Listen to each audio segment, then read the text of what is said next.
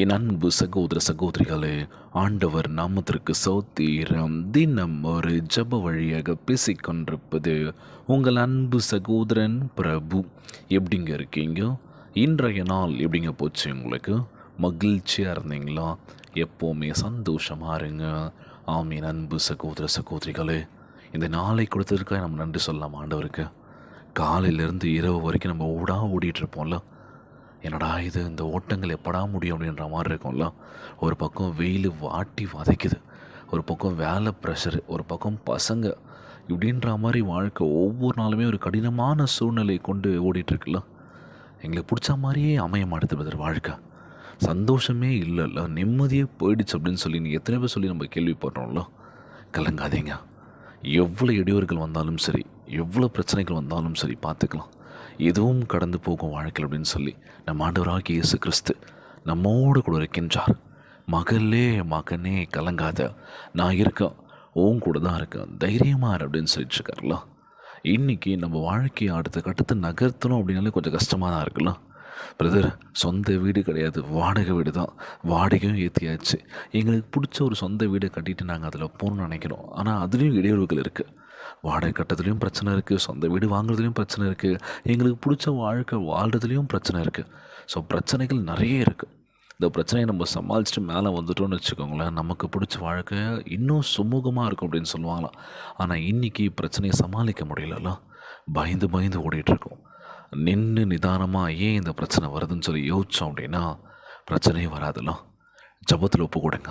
ஆண்டவரே நீங்கள் பார்த்துக்கோங்க, நான் செய்கின்ற ஒவ்வொரு விஷயத்தையும் நீங்கள் என் கூட இருக்க. நாங்கள் யாரையும் நம்பி இல்லை, உங்களை மட்டுமே நாங்கள் நம்பியிருக்கோம். வாழ்க்கையில் கடினமான சூழ்நிலைகள் நாங்கள் எதிர்கொள்கின்ற பொழுது ஆண்டவரே நீரே எங்களை பத்திரமா பார்த்துப்பீங்க, நான் நம்பிக்கை இருக்கேன் அப்படின்னு சொல்லி கடினமான இந்த உலகத்தில் நிச்சயமற்ற சூழ்நிலையில் ஆண்டவர் உங்கள் பாதுகாவலாக இருப்பார். உங்கள் வாழ்க்கையை, உங்கள் பிள்ளைகளின் வாழ்க்கையை இயேசுவின் கரங்களில் ஒப்படையுங்கள். Price Lord. இன்றைக்கி அவர்கிட்ட கொடுத்துருங்க, அவள் தான், அவர் பார்த்துப்பார்ல. அவருக்கு தெரியும்ல, என் பசங்க கஷ்டப்பட்டுருக்காங்க, நான் பார்த்துக்கிறேன் அப்படின்னு சொல்லி எல்லா சூழ்நிலையும் ஆண்டவருக்கு நன்றி சொல்லிக்கிட்டே இருங்க. உங்கள் வாழ்க்கையும் பார்த்துப்பார், உங்கள் பிள்ளைகளுடைய வாழ்க்கையும் அவர் கரத்தில் ஒப்படைச்சிருங்க. அவர் பார்த்துப்பார். எல்லாமே அவர் தான் நமக்கு. அவரையே முழுமையாக நம்பிடுங்க. தினந்தோறும் வேதத்தை வாசியுங்கள், செபியுங்கள். முழு உள்ளத்தோடு முழு ஆன்மோடு செபிக்கின்ற வேலையில் நிச்சயமாய் நம்மளை ஒருபோதும் கைவிட மாட்டாருங்க. நான் ஒவ்வொரு வாட்டி சொல்கிற விஷயம் தான், தினந்தோறும் வேதத்தை வாசியுங்கள். வேதாகமத்தை வாசிக்கின்ற பொழுது அமைதியும் நம்பிக்கையும் சரியான தீர்மானமும் கிடைக்கும் அப்படின்னு சொல்லுவாங்களாம். நீங்கள் ட்ரை பண்ணி பாருங்கள். ஒவ்வொரு நாளும் ஒவ்வொரு வசனத்தை எடுத்து வாசிக்கின்ற பொழுது நமக்குள்ள ஒரு நம்பிக்கை வரும், நமக்குள்ள ஒரு தைரியம் வரும். நல்ல ஒரு தீர்மானம் எடுக்க போகிறோன்னா ஒரு விஷயம் நமக்காக தோணும் அப்படின்னு சொல்லி. ஸோ அதனால் என்ன பண்ணோம், தினந்தோறும் வேதத்தை வாசியுங்கள். தேவனின் வார்த்தை எனக்கு வழிகாட்டும் என்ற ஒரு நம்பிக்கையுடன் நாளை தொடங்குங்கள் அப்படின்னு சொல்லுவாங்களாம். ஸோ எனக்கு ஆண்டோடைய வார்த்தை போதும்பா, எனக்கு அதுதான் எல்லாமே அப்படின்னு சொல்லி. ஸோ இன்றைய நாள் ஜெபம் உலகில் வாழ்கின்ற எல்லாருக்கும் நம்ம ஜெபிக்க போகிறோம். முக்கியமாக ஒவ்வொரு குழந்தை செல்வங்களுக்காக ஜெபிக்க போகிறோம். ஒவ்வொரு வயசானவங்க இருக்காங்க பார்த்தீங்களா, முதியோர்கள், அவங்களுக்காக நம்ம ஜெபிக்க போகிறோம். பத்திரமா பார்த்துக்கோங்க. இந்த வெயிலின் தாக்கம் அதிகமாக இருக்கும். வெளியே எங்கேயும் போகாதீங்க, சேஃபாக இருங்க, பத்திரமா இருங்க. உங்களை நீங்கள் பத்திரமா பார்த்துக்கோங்க.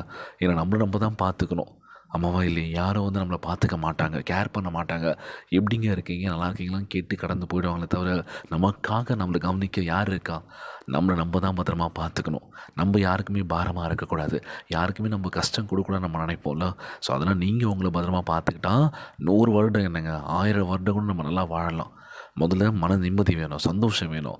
நமக்குள்ளாக இருக்கிற விஷயத்தை, நம்ம நல்ல விஷயத்தை நோக்கி ஓட்டணும் அப்படின்னா எல்லாமே நல்லதாக நடக்கும் அப்படின்னு சொல்லுவாங்களாம். நல்லதே நினைங்க, நல்லதே நடக்குங்க.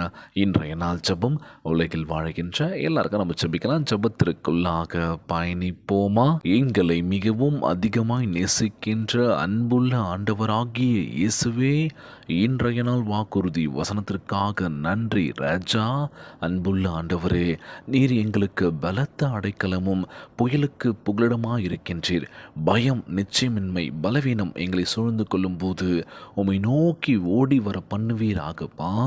எங்கள் விசுவாசத்தை பலப்படுத்தி உம் தெய்வீக அருள் கொடையை ஏற்ற வேளையில் தந்திடுவீராகப்பா. அற்புதம் நடக்கும் முன்னரே உம்மை சோத்தரிக்க கற்றுத்தர வேண்டும் என்று ஜெபிக்கிறோம்ப்பா. எங்கள் வாழ்க்கையும் எங்கள் பிள்ளைகளின் வாழ்க்கையும் உம் பலத்த நிழலில் கீழ் பாதுகாத்தர வேண்டும் என்று ஜெபிக்கிறோம்ப்பா. நிழலுக்கும் வெயிலுக்கும் எல்லா உபத்திரவின் போதும் ஒருபோதும் எங்களுக்கு புகலிடமாகவும் விளங்க பண்ணுவீராக. ஒருபோதும் எங்களை கைவிடாததற்காக நன்றி ஆண்டவரே. போகும்போது வரும்போதும் செய்கின்ற அனைத்து விஷயத்தையும் என் குழந்தைங்களை பத்திரமாய் பாதுகாத்து கொள்வீராகப்பா. இந்த ஜெபத்தை கேட்டுக்கொண்டிருக்கின்ற அன்பு சகோதர சகோதரிகள், என் அன்பான உறவுகள் எல்லோரையும் பத்திரமா பார்த்துக்கோங்கப்பா.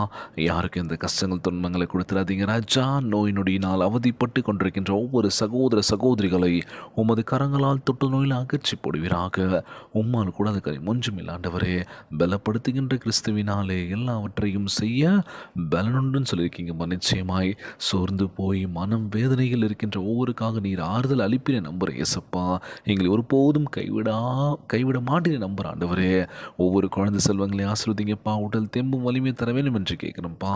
கணவன் மனைவிக்குள்ள ஒற்றுமையை கொடுங்க, சமாதானத்தை கொடுன்னு சொல்லி கேட்குறேன்ப்பா. ஒவ்வொரு குடும்பங்களும் மகிழ்ச்சியாக இருக்கணும்ப்பா. எல்லோரும் ஒற்றுமையாக இருக்கணும் ஆண்டவரே. இன்றைய நாள் ஜெபம் இயேசுவின் விலையேற பெற்ற நாமத்தினாலே ஜெபிக்கின்றேன் நல்ல பிதாவே, ஆமேன் ஆமேன். இயேசுவுக்கே புகழ், இயேசுவுக்கே நன்றி. மரியே வாழ்க. God bless you all.